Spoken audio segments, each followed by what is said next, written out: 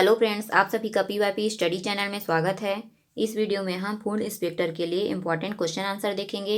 चलिए शुरू करते हैं। हमारा पहला प्रश्न है, स्कैनर स्कैन करता है ए पिक्चर, बी टेक्स्ट, सी पिक्चर व टेक्स्ट दोनों, डी इनमें से कोई नहीं।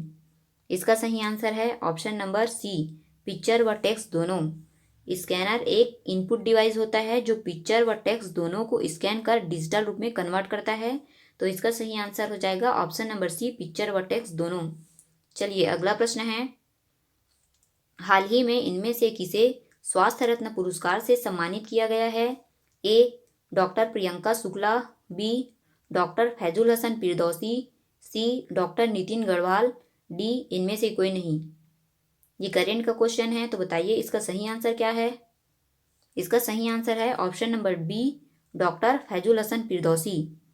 डॉक्टर फैजुल हसन फिरदौसी जी सरगुजा जिले के अंबिकापुर के सुप्रसिद्ध सर्जन हैं और इन्हें हाल ही में रायपुर में आयोजित एक समारोह में स्वास्थ्य रत्न पुरस्कार से सम्मानित किया गया है।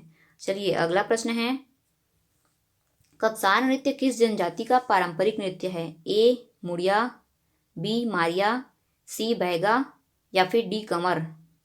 इसका सही आंसर है ऑप्शन नंबर ए, मुड़िया। कक्सार नृत्य मुड़िया जनजाति का पारंपरिक नृत्य होता है। मुड़िया का शाब्दिक अर्थ आदिम होता है और इनके युवा गृह को घोटुल कहते हैं और घोटुल का मुखिया परगना माझी कहलाता है।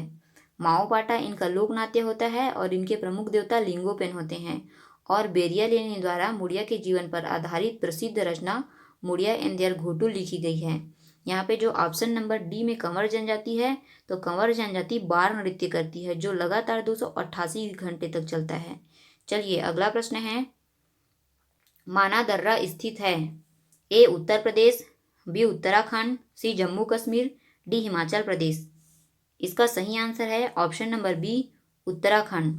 माना दर्रा उत्तराखंड राज्य में नंदा देवी बायोस्फीयर रिजर्व क्षेत्र से जास्कर पर्वत श्रेणी के पूर्वी छोर तक फैला हुआ है और इसी दर्रे में देवी देवताल झील है जहाँ से अलकनंदा की सहायक नदी सरस्वती का उद्गम होता है। चलिए अगला प्रश्न है, किस सभा का अध्यक्ष उसका सदस्य नहीं होता है? ए राज्यसभा, बी लोकसभा, सी विधानसभा, डी विधान परिषद। इसका सही आंसर है option number A, Rajya Sabha. Rajya Sabha का पदेन सभापति उपराष्ट्रपति होता है और वह राज्यसभा का सदस्य नहीं है, परंतु उसका निर्वाचन सदस्य के दोनों सदनों के सदस्यों द्वारा होता है। तो यहाँ पे आंसर हो जाएगा ऑप्शन नंबर ए, राज्यसभा। अगला प्रश्न है, विटामिन डी में निम्नलिखित में से क्या पाया जाता है? ए एस्कॉर्बिक अम्ल, बी कैल्सीफेरॉल, सी फालिक अम्ल, डी रेटिनॉल। इसका सही आंसर है option number B, calciferol. Vitamin D का रासायनिक नाम कैल्सीफेरॉल होता है और इसकी कमी से रिकेट्स एवं ऑस्टियोपोरोसिस नामक रोग हो सकते हैं। विटामिन डी का मुख्य स्रोत सूर्य की किरणें होती है और इसके अलावा मक्खन व अंडों की जर्दी से भी विटामिन डी मिलता है। विटामिन सी का रासायनिक नाम एस्कॉर्बिक अम्ल होता है और विटामिन ए का रासायनिक नाम रेटिनॉल होता है। अगला प्रश्न है, निम्नलिखित में कौन सा बांध छत्तीसगढ़ का सबसे पुराना है? ए सोंढूर, बी सिकसार, सी पैरी, डी रुद्री।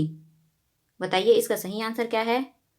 तो इसका सही आंसर है option number D, Rudri. Rudri बांध छत्तीसगढ़ का सबसे पुराना बांध है जिसका निर्माण सन 1915 में किया गया था। ठीक है, 1915 याद रखिएगा। यह धमतरी जिले में है और महानदी पर है। छत्तीसगढ़ का सबसे लंबा बांध पूछेगा तो गंगरेल बांध है जिसे रविशंकर सागर बांध कहते हैं। चलिए अगला प्रश्न है, एक कृत्रिम उपग्रह में विद्युत ऊर्जा का स्रोत क्या होता है? ए सौर सेलें, बी लघु नाभिकीय रिएक्टर, सी डायनेमो, डी थर्मोपाइल। इसका सही आंसर है ऑप्शन नंबर ए, सौर सेलें।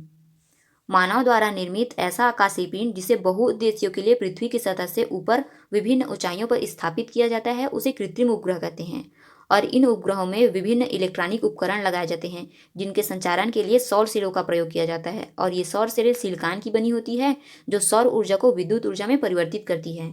चलिए अगला प्रश्न है, निम्नलिखित में से कौन सी योजनाएं राज्य सरकार की है?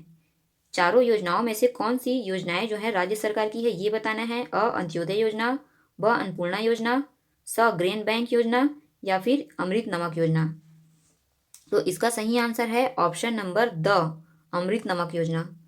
अमृत नमक योजना राज्य सरकार की योजना है और इस योजना में राज्य के अंत्योदय एवं प्राथमिकता परिवार वाले को अनुसूचित क्षेत्र में निःशुल्क प्रति माह 2 किलो एवं गैर अनुसूचित क्षेत्र में निःशुल्क प्रति माह 1 किलो रिफाइंड आयोडाइज्ड नमक प्रति कार्ड वितरण किए जाने का प्रावधान है।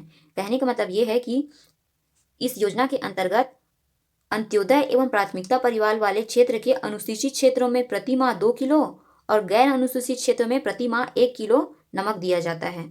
चलिए अगला प्रश्न है, जौनपुर नगर की स्थापना किसने की थी? बताइए किसने की थी? तो इसका आंसर है option number B, Firoz Shah Tughlaq. Firoz Shah Tughlaq ने जौनपुर नगर की स्थापना की थी।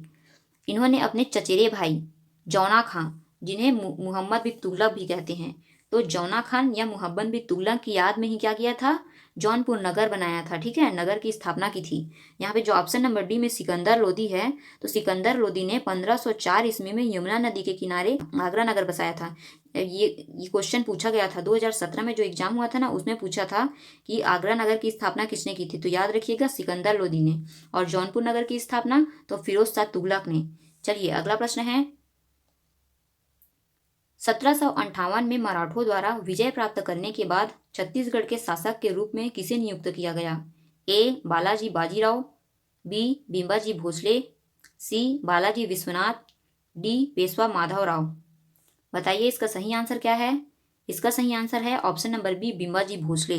बिंबाजी भोसले छत्तीसगढ़ के प्रथम व स्वतंत्र मराठा शासक थे।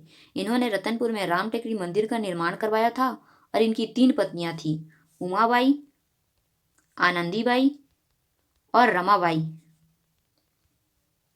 जब 1787 ईस्वी में बिंबाजी की मृत्यु होती है, तब इनकी पत्नी उमाबाई सती हो जाती है और इन्हें छत्तीसगढ़ की प्रथम महिला सती भी कहा जाता है। तो इस वीडियो में बस इतना ही। जल्द मिलते हैं एक नए वीडियो में। अगर आपको यह वीडियो अच्छा लगा तो प्लीज़ चैनल को सब्सक्राइब कीजिएगा और वीडियो को लाइक और शेयर जरूर कीजिएगा। धन्यवाद।